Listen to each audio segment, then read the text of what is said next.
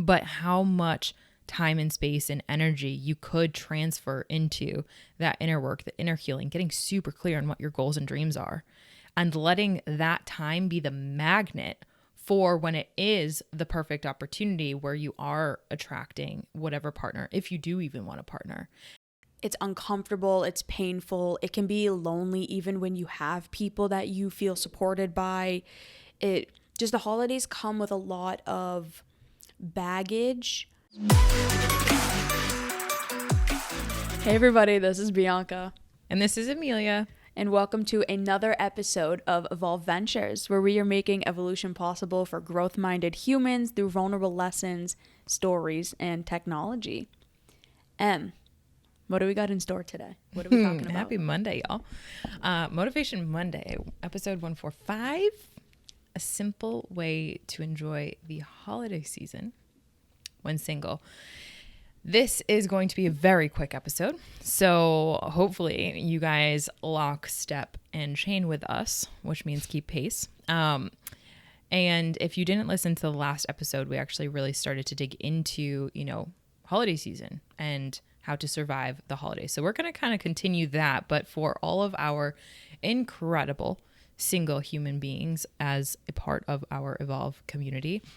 And we really want to dig into the enjoyment piece. And Bianca and I were just having a great conversation earlier about how raw it can really be. So B, why don't you kind of share with people like what it feels like, honestly, because I think that this is the real conversation.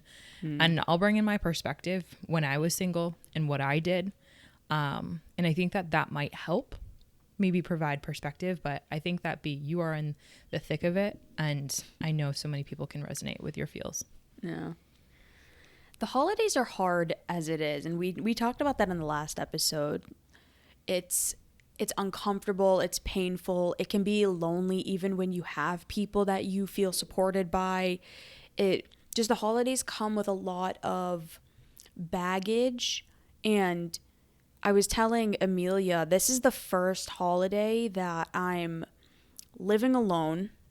I'm fully single. I'm not talking to anyone. I'm not dating. I'm not doing any of the unhelpful vices that I was doing before, like talking to multiple people at a time, because I just didn't want to be alone. I didn't want to have to feel it. And this is the first holiday that I'm not, after last year, but last year was a kind of a different story. So this is the first year that I'm ever in a good space, but completely alone and having to navigate the holidays in that space. And I was telling Emilia, it's really hard because I'm in a space where I've done a lot of, and I know a lot of people are going through this too, so just bear with me while I say this. A lot of people are in a space where they've done the inner work, they've done the growth. They're not desperately needing a partner to like fill them and to make them whole and to give them a sense of like meaning and purpose in life. It's not out of desperation and it's not out of emptiness, but it's out of a want. I mean, there's so much evidence out there to support that you live longer and you actually have a happier life if you're in a happy, healthy, productive relationship or marriage. Like people who are married actually live longer than people who aren't. And that's where I'm really taking this frame today. And this is honestly like my mindset going into the holidays. It's just hard. It is so hard when it's already cold and it's already like the seasonal affective disorder, like the seasonal depression and all of that. And then you're going into a season where everyone is just promoting their relationships and the fun stuff that they're doing and all the cute holiday pictures and going places and doing all of these things. And when you're alone, even if you're not to the point that I was making like desperately needing someone, it's still really hard to see that and to feel alone and to feel as though, you don't have people to share this with. And this is really why I wanted to do this episode, and we're going to keep it quick. We're just going to give a few quick tools, tips, and suggestions of how to get through this time and to enjoy it. Not only just to get through it, but how do you actually still enjoy this time of year? And so I'll start by something that I know I intend on doing, which is doing some fun, cute little holiday things just by myself or inviting friends to go. So I know that in Springfield, they have this light show that they do every single year. And it's this little drive-through. And like you, I think it's like $10-15 per car or something. Like it's dirt cheap.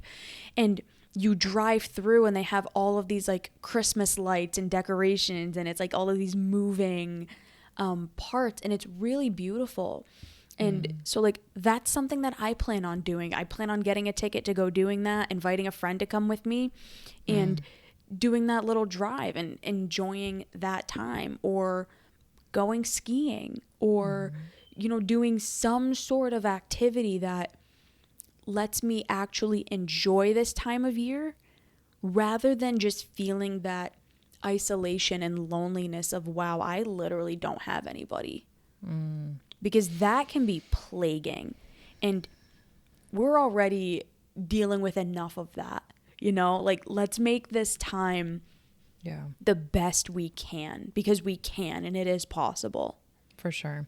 I actually was having a conversation with a client recently about actually a little bit of a different and quite frankly opposite perspective than you. And for our listeners, like that's why Bianca and I we work so well, because we provide different ends of the spectrum, and whatever suits you, you know, like we encourage that. And I had a client. 3 minutes. Just FYI, we got 3 minutes. So we're cranking. Quick story. So I have a client and she really like, she's living alone too. It's her first time away from family, like all this stuff. And she's very heavily family oriented, very heavy family paradigm to our last episode. And she was outrunning her loneliness, trying to distract herself with all of these things instead of actually just trying to focus in on her inner self and doing that inner work of really helping to understand where this deep-seated loneliness comes from. Not only to understand it, but to really be that person to hold her in those moments. You know, it's kind of like the reparenting. There it goes. It's the reparenting in those moments. And her actually facing her loneliness has been something that I know will leap her forward in her growth, even though that might not be necessarily enjoyable for her as a single person. I know that at the end of the day, in a way, even if we have a relationship and even if we're in a relationship, to your point, there's a lot of baggage that comes with that. And there's a lot of people during this time that are actually running around like crazy because they have to succumb not only to their personal family's expectations or whatever, they feel as though that's the case, but they also have all of their, you know, in-laws upon them. And so I really, you know, shifted the focus from this is an opportunity for you to really build. It's kind of like the weekends. A lot of people just kind of mess around on the weekends and they don't really take them seriously or see them as an opportunity to build their future. And the people who really take weekends seriously and build their future with those, and those who don't, there's a huge contrast 10, 15 years down the line. So a way to enjoy the holiday season, what I would say, is to really shift your focus into how much of an incredible opportunity you have. Obviously, it is hard. I'm not dissing that at all.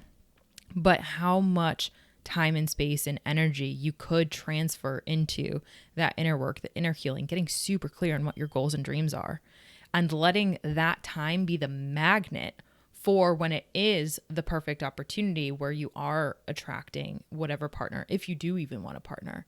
And I think that if you can learn to enjoy that work, literally, like that's a tool you'll have for life. No one can take that away from you. If you can enjoy being who you are by yourself, that is a lifetime of happiness and fulfillment. Seriously.